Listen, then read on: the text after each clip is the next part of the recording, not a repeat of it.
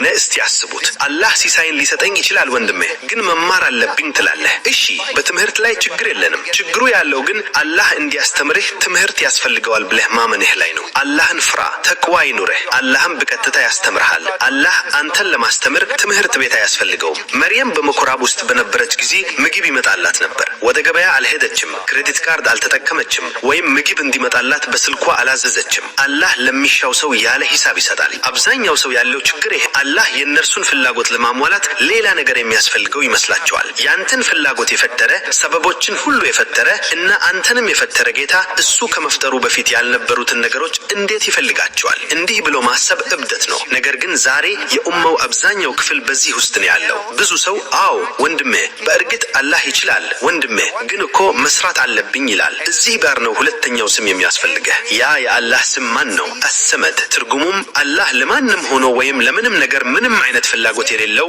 ነገር ግን ሁሉም ነገርና ሁሉም ሰው አላህን የሚፈልግ ማለት ነው። በትክክል አሰመድ ማለት እሱ አንድ ነው፣ ፍጡራን ሁሉ እሱን ይከጃሉ። እሱ ግን ምንም ነገር አይፈልግም፣ ማንም አያስፈልገውም። ያለምንም ሰበብ ሊሰጥህ ይችላል፣ ምክንያቱም ሰበቦችን የፈጠረው እሱ ነው። አንተን ለመመገብ ስራ አያስፈልገውም፣ አንተን ለማዳን መድኃኒት አያስፈልገውም።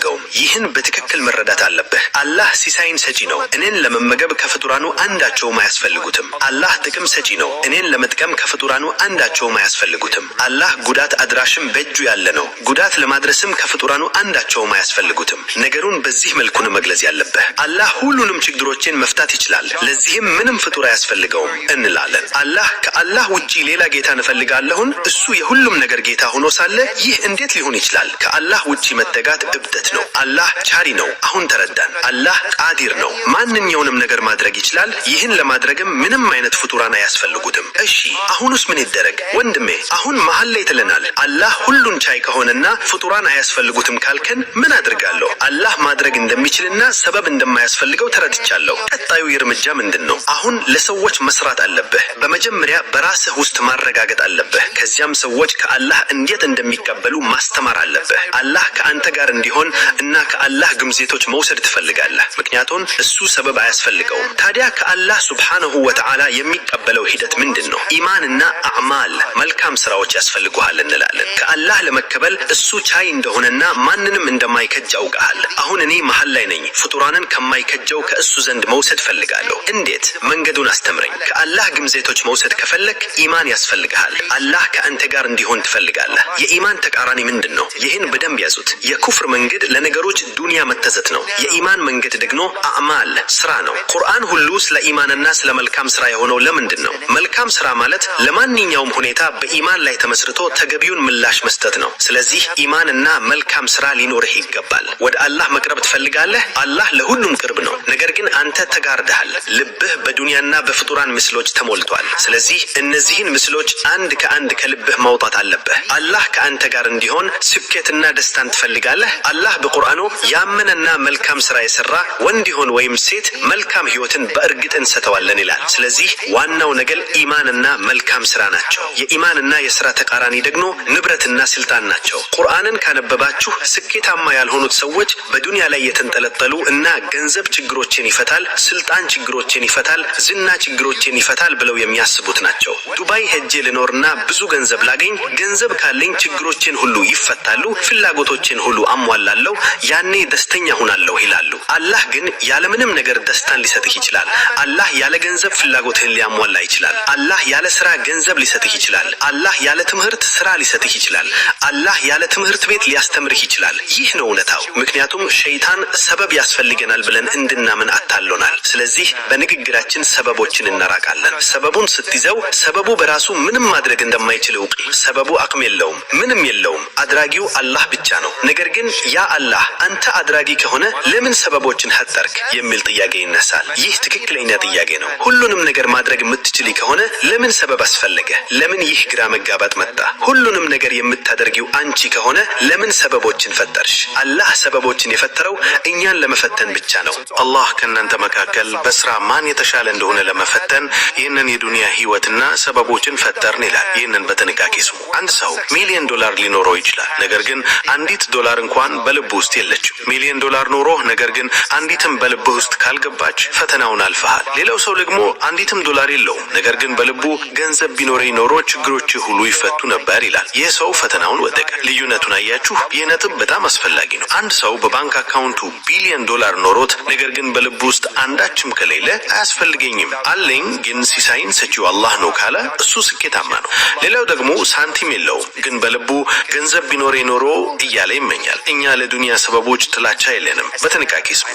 ከሰበቦች ጋር ጠብ የለንም። ነገር ግን አላህ ለምን እንደፈጠራቸው እንማራለን። እሱ የራሱ የሆኑ ህጎች አሉት። በእነዚህ የዱንያ ሰበቦች ውስጥ ትዕዛዛትን አስቀምጧል። በትዳር ውስጥ ትዕዛዛት አሉ። በንግድ ውስጥ ትዕዛዛት አሉ።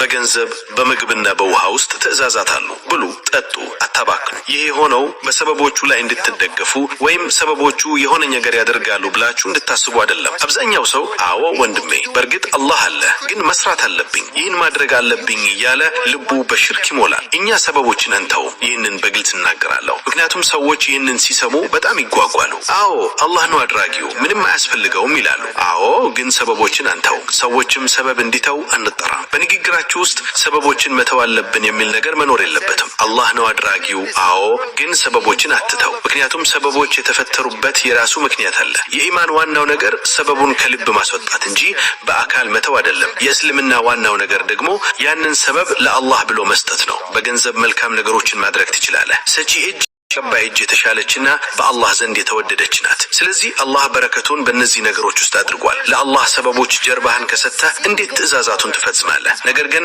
ልብ ሁልጊዜ መያያዝ ያለበት ሰበቡን ከፈጠረው ጌታ ሙሰቢብ ጋር እንጂ ከሰበቡ ጋር መሆን የለበትም። ኦኬ ወንድሞች፣ ከሰበቦች ጋር እንዴት ነው የምንኖረው? ልታደርጓቸው የሚገቡ 3 ህጎች አሉ። ሁላችንም ከዱንያ ሰበቦች ጋር እንገናኛለን። ታዲያ የኔ ሚና ምንድን ነው? ከአላህ ሰበቦች ጋር እንዴት ነው የምንቀሳቀሰው? 3 ቅድመ ሁኔታዎች አሉ። አንደኛው ቅድመ ሁኔታ ከሰበቦቹ ጋር አንያያዝም። ማለትም በሰበቡ ላይ እምነት የቂን አይኑርህ። እነሱ በራሳቸው በቂ የሌላቸው ምስሎች ናቸው። አላህ ሱብሓነሁ ወተዓላ ነው ሁሉንም ነገር የሚያደርገው። አለመያያዝ ማለት ሰበቡ ሊጠቅመኝና ሊጎዳኝ ይችላል የሚል እምነት አለመያዝ ነው። አላህ በሰበብም ያለ ሰበብም ከሰበብ በተቃራኒም ይሰራል። ነገር ግን በሰበብ መስራቱ ሰበቡ የሆነ ነገር እያደረገ ነው ማለት አይደለም። እሱ እየሰራ ነው፣ ነገር ግን ስራውን በሰበቦች ይሸፍናል። ሁለተኛ፣ በሰበቦች ውስጥ አንዳችም የአላህን ትዕዛዝ አንጥስ። እውነተኛና ታማኝ ነጋዴ መሆን አለበት። አታታልልም። እውነተኛና ታማኝ የሆነ ነጋዴ ከነብያት ጋር አብሮ ይቀሰቀሳል። ይህ የሚያሳየው ነገሩ ቀላል እንዳልሆነ ነው። አብዛኛው ሰው በንግቡ ያታልላል። አብዛኛው ሰው በስር በስር ክፍያ ይገባል። ለዚህ ነው ትልቁ ጂሃድ በበደለኛ መሪ ፊት እውነትን መናገር የሆነው። አብዛኛው ሰው ይህን አቅም የለውም። ስለዚህ ይህንን ያዙ።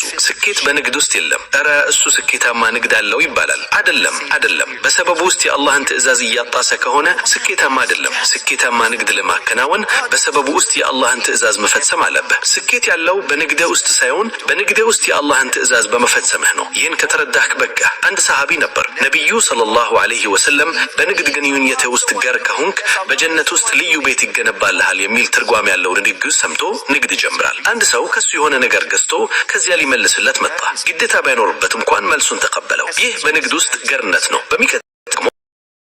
ሰሃቢዩ ሱቁን ዘግቶታል። ምክንያቱም እቃውን በመለሴ ተቆጥቶ ይሆናል ብሎ ጠየቀው። ለምን ዘጋኸው ሲለው ይህንን የረሱልን ሐዲስ ሰምቼ ነበር። ይህንን ሐዲስ ለመፈጸም ብቻ ነው ንግድ የጀመርኩትኝ አለው። እስቲ ያስቡት፣ እኛ የት ነን? እነሱ የት ናቸው? እነሱ ንግድ የሚገቡት አንድን የነቢዩን ሐዲስ ወይም የአላህን ትዕዛዝ ለመተግበር ነው። እኛ ንግድ የምንገባው ገንዘብ ለማግኘት ነው። አንተ የገንዘብ ባሪያ ሆነሃል። እነሱ ግን ለትዕዛዝ ሰጪው ለአላህ ባሪያዎች ናቸው። አላህ አዘዘ፣ እነሱ ፈጸሙ። አንተ ግን ገንዘብን እየተከተልክ የአላህን ትዕዛዝ ትጥሳለህ።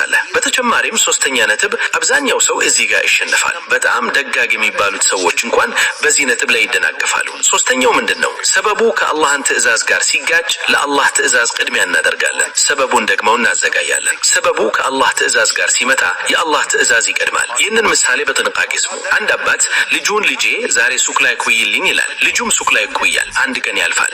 አንድ ሰው መጥቶ አባቴ ሆስፒታል ገብቷል ልታየው ይገባል ይለዋል። ልጁ ግን አይ አባቴ ሱቅ ላይ ቆይ ስላለኝ ነው ብሎ እዚያው ይቆያል። በሚቀጥለው ቀን የአባቱ ሁኔታ እየባሰ ይሄዳል። አባትህ በጣም ታሟል ልታየው ይፈልጋል ይሉታል። እሱ ግን አይ እሱ ሱቅ ላይ ቆይ ስላለኝ ነው ብሎ ይቆያል። ሁኔታው በጣም እየከፋ ሲሄድ አባቱ እየጠራህ መሆኑን ይነግሩታል። ያው ሱቅ ላይ ቆይ ስላለው ያ ሰውዬ አሁን ና እያለው ነው። እሱ ግን አይ ቆይ ስላለኝ ነው ያልፋል። በመጨረሻም አባቱ ሳይገናኙት ይሞታል። አላህ እንድሰራና ሰበብ እንድይዝ አዞኛል ይላል ሁሉም ሰው። አዎ፣ ነገር ግን እንድትሰራና ሰበብ እንድትይዝ ያዘዘህ ጌታ አሁን ደግሞ በአላህ መንገድ ውጣ እያለህ ነው። ሱቄ ታቡክ ውስጥ ነው። ሰሃቦቹ ጻዎቹ ፍሬ ስላፈሩ ፍሬውን ሰብስበን እንሄዳለን ብለው ማዘጋየት ፈልገው ነበር። ነገር ግን አይሆንም፣ ያ ስራ ያለህ ጌታ አሁን ደግሞ ና እያለህ ነው። ያው አላህ አይዞ ሲሳይን ሰጪው አላህ ነው ብሎ ያለህ ጌታ ነው። ነገር ግን አንተ ከሰበቡ ጋር ተጣብቀህ በሰበቡ ውስጥ የአላህን ትእዛዝ ትጥሳለህ። ሱቅ ውስጥ ተቀምጠህ አልኮል እየሸጥክ መስራት አለብኝ ትላለህ። ይህ ደግሞ ሌላ የጥፋት ደረጃ ነው። ስራህ በሙሉ ሐራም ሆኖ ሳለ